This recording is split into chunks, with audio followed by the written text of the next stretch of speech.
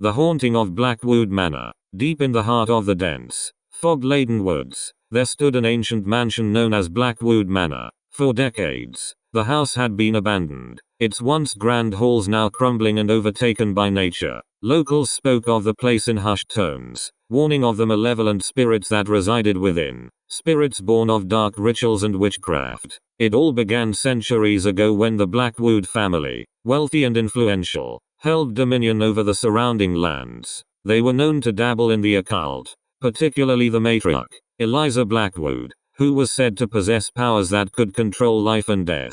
She was a feared and respected witch, but her thirst for power knew no bounds. In the year 1702, during the harsh winter months, a terrible plague swept through the nearby village. The Blackwoods, desperate to protect their lineage, turned to Eliza for salvation. She performed a forbidden ritual, sacrificing several villagers to summon an ancient and dark entity. The plague receded, but the price was steep. Eliza had bound the souls of the sacrificed to the manor, trapping them between life and death.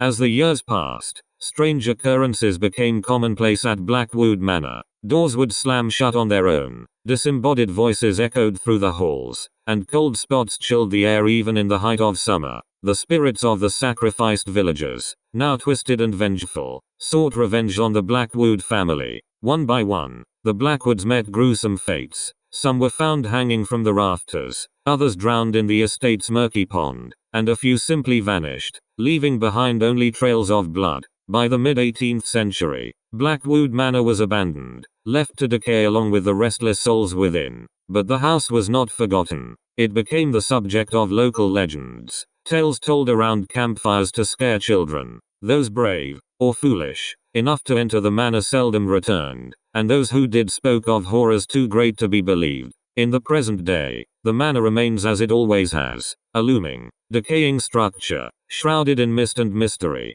But one night, a group of urban explorers, seeking thrills and viral fame, decided to document their exploration of Blackwood Manor. They armed themselves with flashlights, cameras, and bravado, determined to uncover the secrets of the haunted house. As they approached the manor, the air grew thick with the scent of rotten something else, something metallic, like blood. The front doors creaked open with a groan as if welcoming them inside. The explorers, nervous but excited, stepped over the threshold into the darkness. The inside of the manor was worse than they imagined. The walls were lined with decayed portraits of the Blackwood family, their eyes seeming to follow the group as they moved through the halls. The floorboards creaked ominously underfoot, and the coldness was unnatural, seeping into their bones. As they ventured deeper into the manor, they began to experience strange phenomena. One by one, their flashlights flickered and died, leaving them in near total darkness. Faint whispers echoed through the air, indistinguishable but unmistakably human.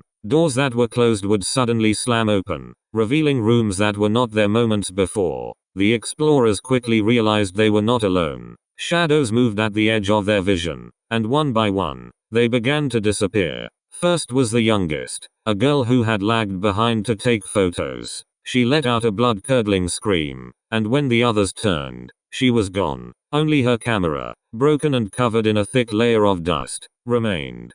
Panic set in as the group tried to find their way out, but the house seemed to twist and change, leading them in circles. The whispers grew louder, more insistent, and soon they could make out words. Pleas for help, angry curses, and the name Eliza. It was then that they saw her, the ghost of Eliza Blackwood, standing at the top of the grand staircase, her once beautiful face twisted with malevolence. She raised a hand, and the air grew colder still. The spirits of the sacrificed villagers appeared, their faces contorted in eternal agony, and they advanced on the remaining explorers. Desperate, the group tried to flee, but the spirits were too fast. One by one, they were dragged into the darkness, their screams echoing through the empty halls of Blackwood Manor. By morning, the house was silent once more, and Blackwood Manor stood as it always had, a crumbling monument to the horrors of the past. The explorers were never found, and their footage, though recovered from the house, was too damaged to reveal what had happened.